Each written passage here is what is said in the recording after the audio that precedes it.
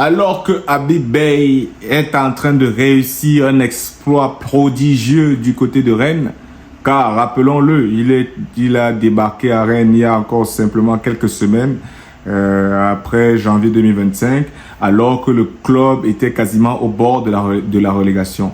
Et l'objectif était très très simple, hein, c'était de pouvoir maintenir le club en première division. Donc, contrat serré pour Habib Beye, puisque c'est un contrat, si je ne me trompe pas, de 6 mois, avec possibilité de renouvellement en fonction des résultats.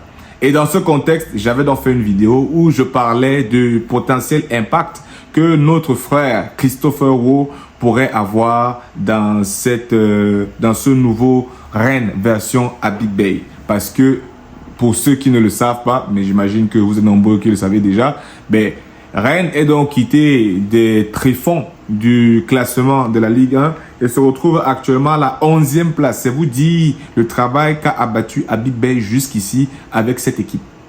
Cependant, si on revient sur notre frère Christopher Wo, on se rend bien compte qu'il y a quand même des soucis.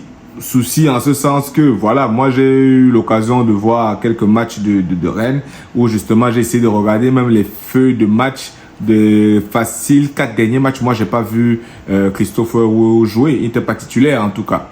Et donc c'est dire que dans cette équipe rennaise qui semble bien tourner, ben Habib Beye, je ne vais pas dire qu'il ne compte pas sur Christopher Wo, mais j'ai envie de dire qu'en tout cas il semble avoir trouvé ces hommes qui lui donnent satisfaction, puisque les résultats parle toujours plus qu'autre chose.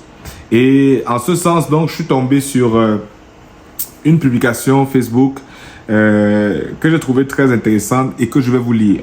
Elle dit « Christopher Wo, le paradoxe d'un talent qui brille plus en sélection nationale qu'en club ».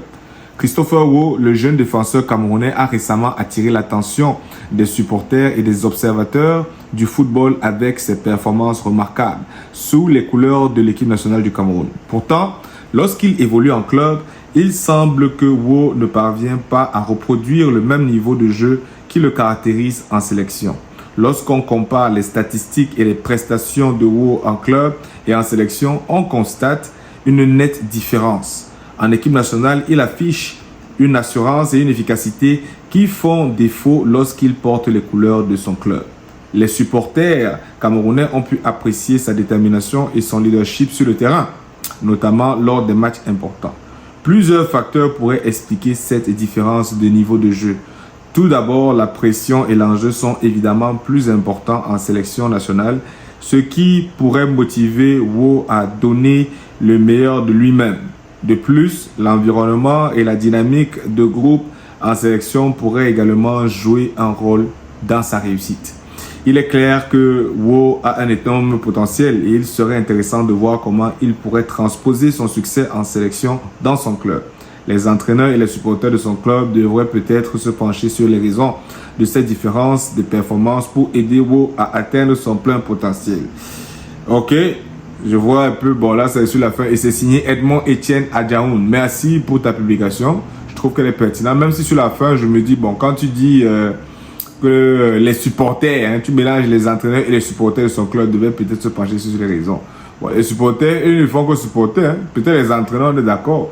Mais à partir de là, c'est aussi aux joueurs de faire sa part pour pouvoir être à niveau. On peut donc considérer qu'à Rennes, avant que Habib Beye n'arrive, le précédent coach ne semblait pas énormément compter non plus sur Christopher Wo, ça il faut le dire. Et quand Habib Beye arrive, justement, je me dis que peut-être que Christopher Wo va pouvoir faire partie justement des éléments importants de son équipe pour pouvoir participer à cette performance qu'ils ont livrée au cours des dernières semaines. Mais malheureusement, ça n'a pas été le cas. Donc, ceux qui ont des détails sur la situation de Wo viennent nous aider à comprendre un peu sa situation parce que clairement, on peut dire qu'à Rennes, il est pas mal en souffrance parce qu'il ne joue pas beaucoup.